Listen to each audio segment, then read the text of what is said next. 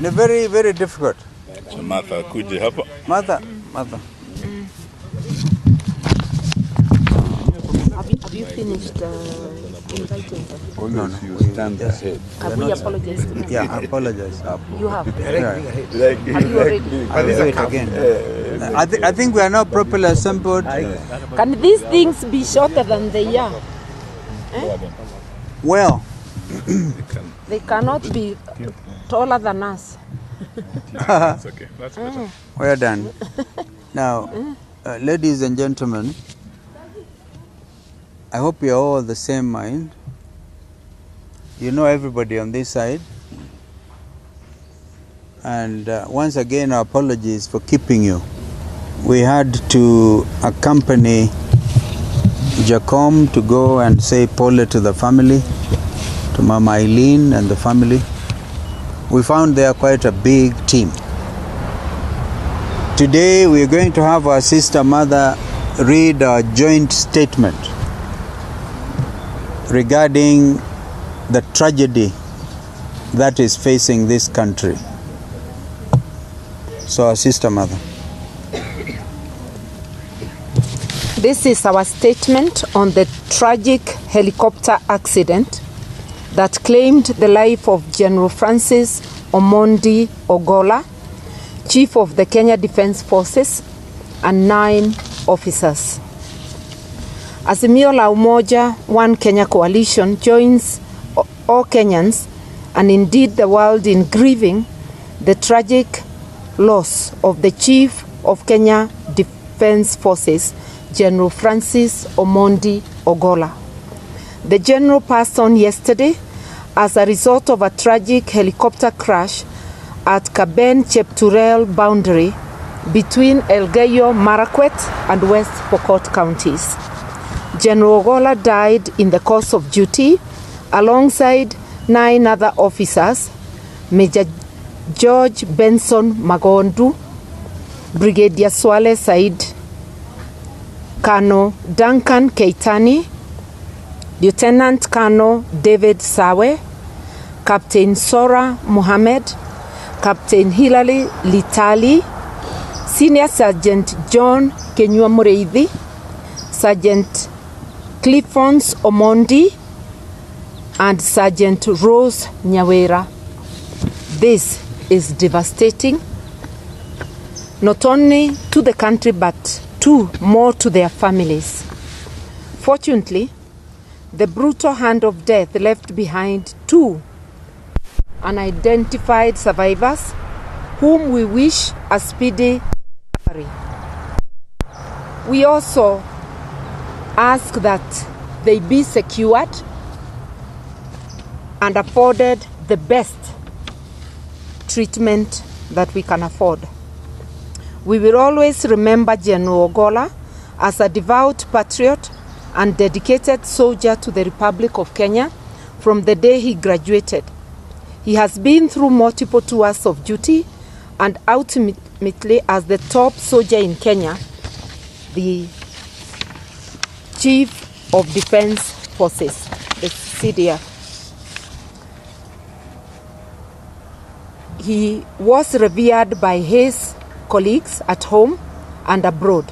He has had a service of 40 years.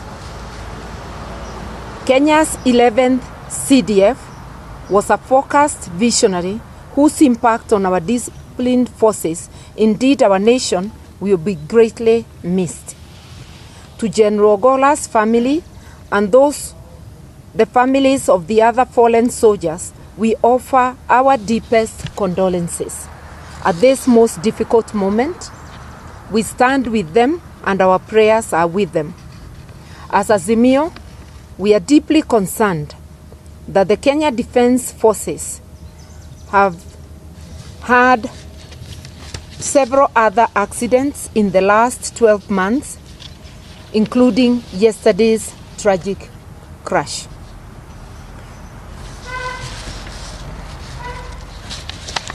Just a minute, and we are saying that this must be thoroughly investigated. We are aware that it is the Kenya Defence Forces that secures the flights of their commander-in-chief, as well as of their top officer, who is the CDF, the Chief of Defense Forces. They have done so successfully since independence, and yesterday's accident was unprecedented. We are therefore saying that this is of great concern to Kenyans. It needs serious investigation, and it raises pertinent concerns about our the safety of our airspace, and especially of our disciplined forces. We need a serious relook into our security equipment, especially the aircraft, and we need to undertake a complete overhaul. Yesterday's unfortunate accident needs expeditious investigations, and this will not only help ease the already tense and anxious feelings of Kenyans, but it will put an end to any speculation. The investigations must be open and reports made to the public.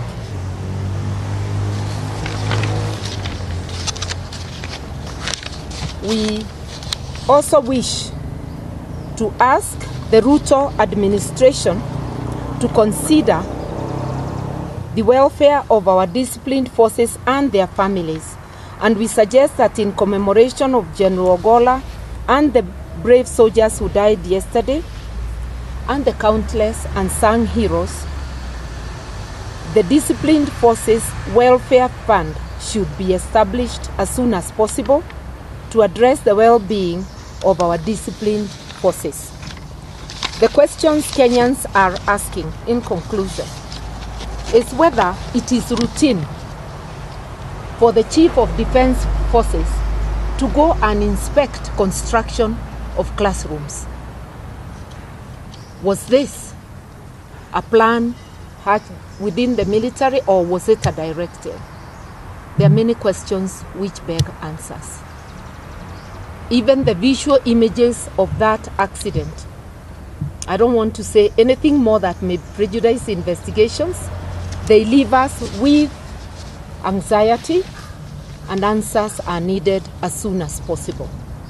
Once again, our deepest condolences to the families of General Ogola and the 8 gallant officers who perished with him, and our prayers for quick recovery for the 2 survivors.